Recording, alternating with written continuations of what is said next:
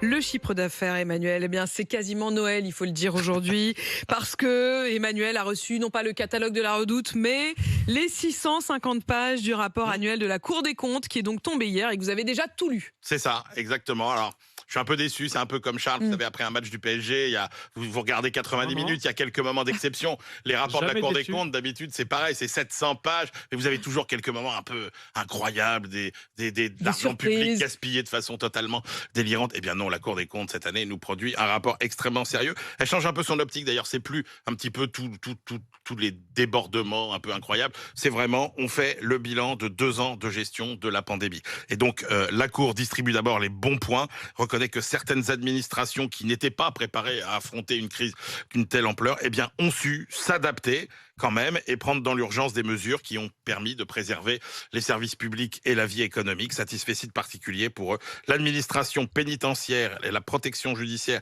de la jeunesse, la direction générale des finances publiques et la direction générale des douanes.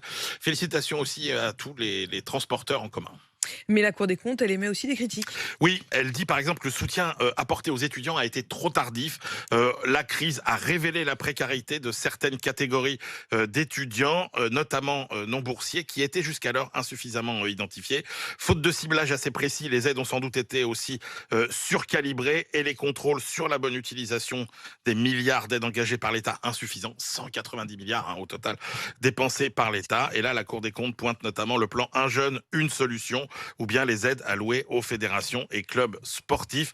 Plus généralement, il y a eu sans doute trop d'effets d'aubaine sur des mesures comme le report de paiement d'impôts et pas assez de suivi pour réclamer, par exemple, les aides trop perçues. Passion, Cour des comptes, et puis la Cour des comptes qui s'inquiète aussi donc du grand déficit élevé, très élevé en 2022 et qui devrait le rester. 7h25, On la va trouver 9 politique. milliards par an. 9 Pas milliards, facile. c'est pas gagné.